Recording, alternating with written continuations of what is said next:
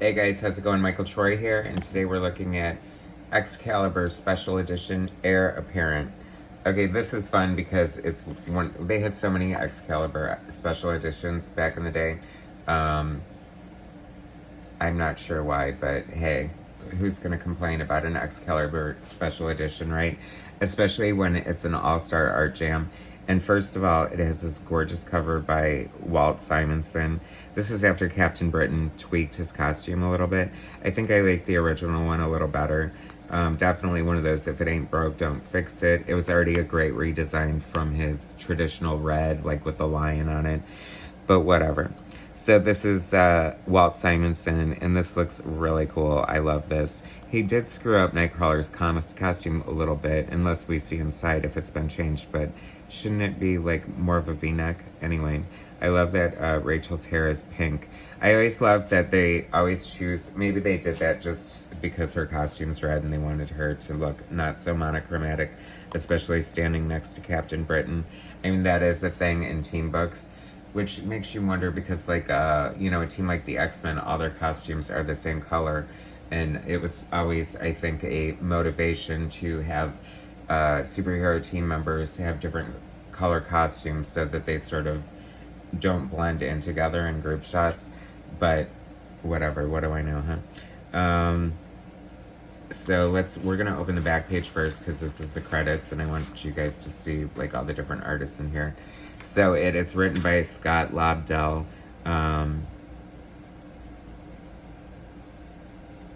Chapter 1, Ron Lim and Al Gordon. That's cool. Chapter 2, Brian STELFREEZE, inked by Carl Story. That's going to be good. I love Brian STELFREEZE art.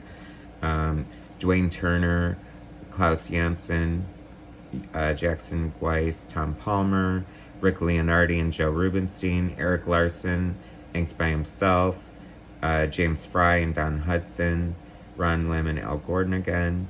So this is going to be bitchin'. Alright, so I don't know story-wise what's going on, but let's see. That's Ron Lim. Do you guys remember? He first started out on this indie book called The X-Mutants, which was obviously a ripoff of the X-Men. They had the X-Mutants and the New Men. See what they did there, like taking the X-Men and the New Mutants. But either way, it was really cool. I hope I still have the first issue of the X-Mutants somewhere because I remember just really liking it.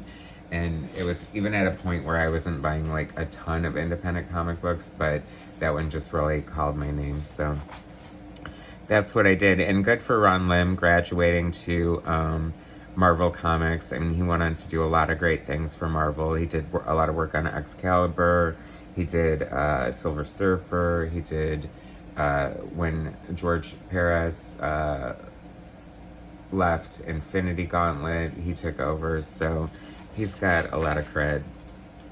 And his style is very nice and like totally like 80s comic book, like open, you know, just like action-packed.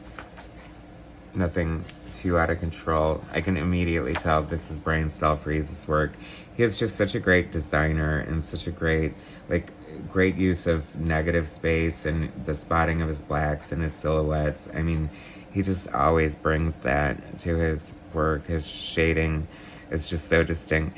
Actually, now I definitely see like sort of a Michael Golden influence just in the way he feathers his lines, I guess, for lack of a better description. So very cool.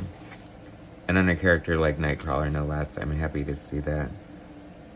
Very cool. I remember getting this and just like loving it but I don't remember where I want to say maybe I first experienced Brian STELFREEZE's work. He did covers for like Batman Shadow of the Bat, and I mean, of course, he's done Black Panther by now, and just so many a lot of Batman and other cool things.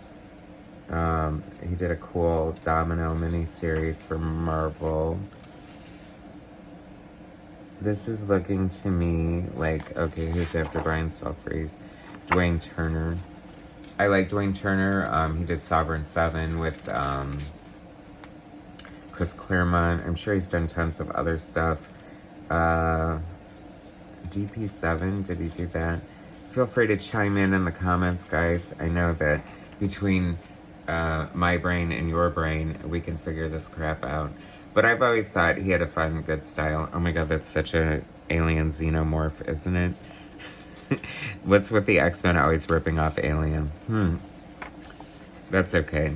I mean, it's funny because as original as the X-Men was, like, so many things were borrowed from other, like, you know, I mean, you know, like Chris Claremont took the name the Morlocks from, was it H.G. Wells, I guess, and, you know, just so many other things like that. But that makes it kind of cool to me, the referential.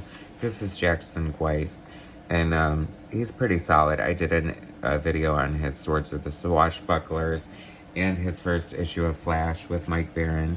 And he does draw very beautiful women, and I love Megan. She's so cool. She's always been, I mean, of course, I'm partial to blondes. What can I say? I can't help myself.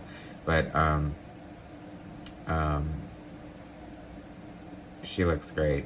I liked when they changed to her green costume. She's a shapeshifter, by the way, in case you didn't notice. She's not normally scaly like that. I always found her powers are kind of cool in the fact that she is a shapeshifter, but she doesn't, like, turn completely into an animal or completely into another human being. She sort of adopts, like, different aspects of it, which I always found pretty cool. Nice hatching. I really like his cross hatching. He's such a talented artist and such a, like, mainstay of the staple of the 80s, like, really known for his stuff on Micronauts. Or, I don't know if it was the actual series, but I do know he drew the X-Men Micronauts Limited series, which I'm guessing because of licensing, we may never see a trade paperback of that, which is a total shame. And once again, I should go on, like, they need to have a game show where you guess who the artist is, because I know that that's Rick Leonardi's art right away. He's, like, I feel like he's so underrated. I feel like people really love his work, but he has done so many great things. I mean, tons of, like, X-Men and Excalibur, usually, like, special editions and fill-ins, but he did Cloak and Dagger, Spider-Man 2099. I mean, there's just such a flow to his work and just such a... I just imagine, like, I'd love to see these guys draw sometime. I feel like he just holds the paper to the pencil and just lead just shoots out of it like magic and creates these, like, sweeping, graceful lines that he just, it doesn't even look like he has to think about it. Just, like, there it is.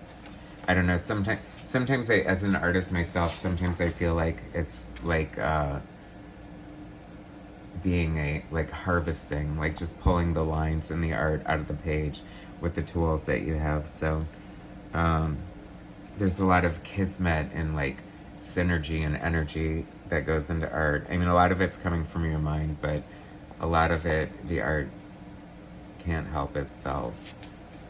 You know how that they say that a lot of times the characters write themselves if they're really strong characters. I think sometimes they draw themselves too. Sometimes I draw something and I'm just like, what the heck? I don't even know what my inspiration was or where that came from, but something was speaking to me. Rachel is so cool.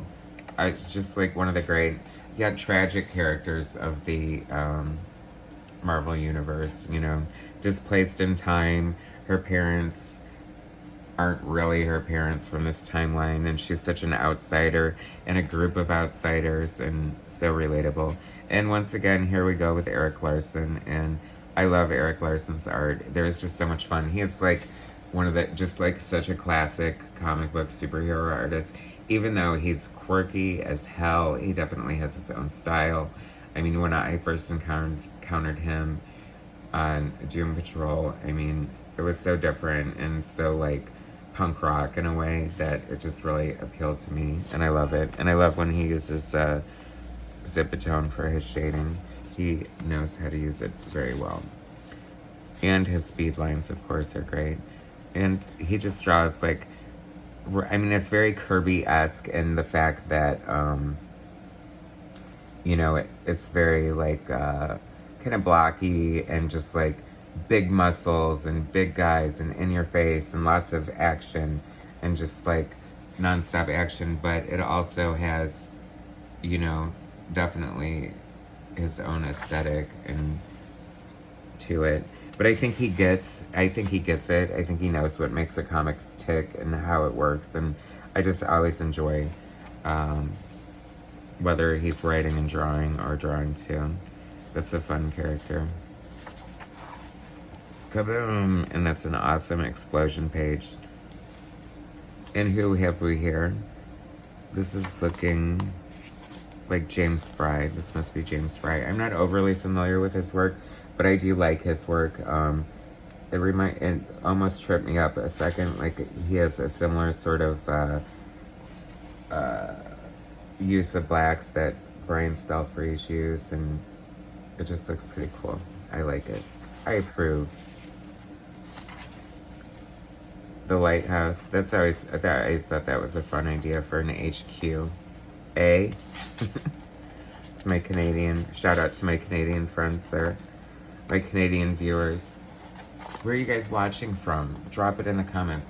If you can't come up with a comment about the art or the book or my droning on and on, then comment about whatever the hell you want.